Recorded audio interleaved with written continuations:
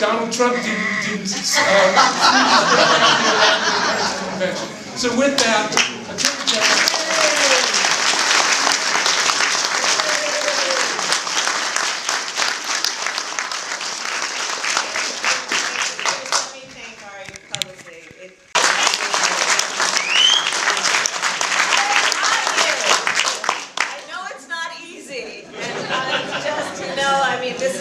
Test of one's convictions, right? And you all stand up tall and strong, and so thank you. Thank you, and Ari, thank you for that introduction. So a lot of new friends in the room, and there's so much to talk about, so I'm just going to get right into it because I would really like to have enough time to actually have a conversation and take questions and hear from you. So who I am? Well, in terms of my background, I'm going to start from the very beginning, and I'll go quickly. I am one of two daughters of parents who met when they were graduate students at the University of California, Berkeley in the 1960s. Yeah. And my parents met when they were active in the Civil Rights Movement. So my sister and I, we joke that we grew up surrounded by a bunch of adults who spent full-time marching and shouting about this thing called justice. And of course, among the heroes of the Civil Rights Movement were the architects, the lawyers. Thurgood Marshall, Charles Hamilton Houston, Constance Baker Motley, who understood the skill of the profession of law to translate the passion from the streets to the courtrooms of our country, to do the work we know must continually be done, of reminding folks of that great promise we articulated in 1776, that we are all and should be treated as equals. So at a young age, I decided I wanted to be a lawyer.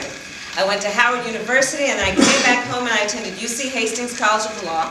And out of law school, I joined the Alameda County DA's office that has the distinction of once having been led years before by Earl Warren. And during my tenure in that office, I personally prosecuted everything from low-level offenses to homicides.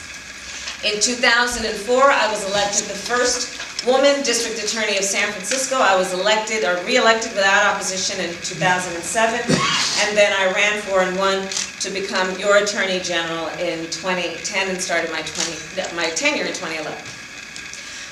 Two things really about my background inform my perspective on a lot of issues. The circumstances of my birth and my career as a prosecutor. And all of that pretty much leads me to where I am now standing before you today.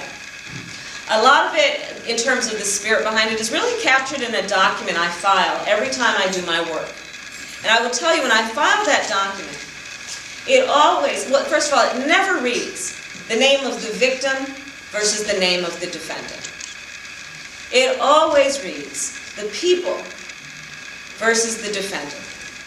Because in our system of democracy and our system of justice, we have rightly decided that a harm against any one of us is a harm against all of us.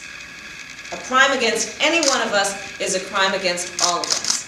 And I think because we know that it is often the most voiceless and vulnerable who are the target of that harm. So let's then talk about where we are today.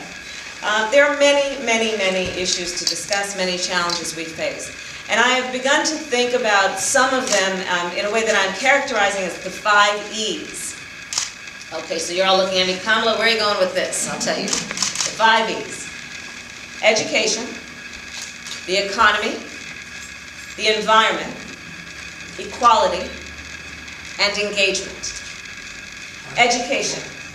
So, I did a study years ago, and now, mind you, I stand before you as the top cop of the biggest state in this country. So knowing that, I will tell you, I also did a study years ago as your Attorney General, first ever, commissioned my office, first ever study in California on the issue of elementary school truancy. Why, some asked, are you doing that? Well, I will tell you. Because I did an analysis years before. Who are the homicide victims who are under the age of 25? Well, why should we care? Well, we should care because there are a lot of them. Who are they?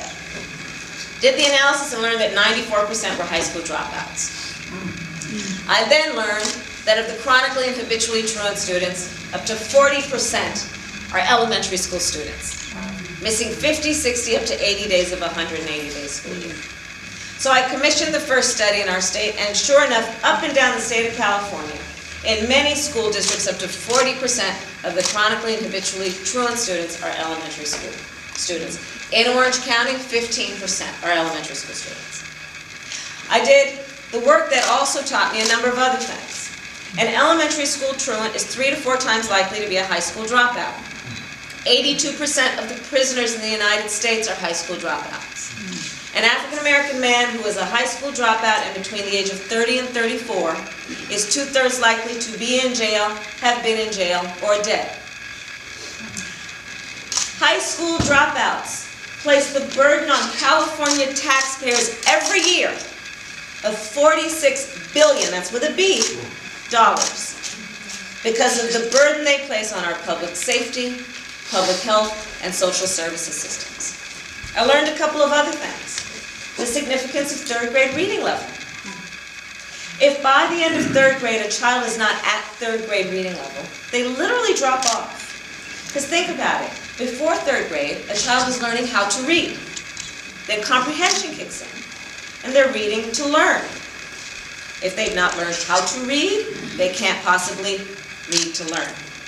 I also learned that by the age of 3, a child being raised in a public assistance or low-income household has heard 30 million fewer words than a child being raised in a middle or upper income household. Not 30 million different words, just 30 million fewer words.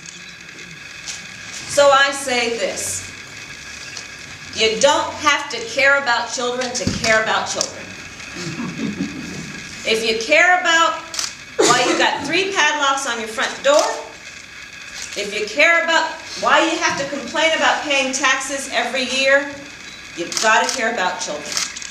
And we need a country that prioritizes what happens during that phase of life, during childhood, in a way that recognizes that we cannot afford to marginalize children's issues as though they are the issues of parents or women or people who like cute, cuddly things.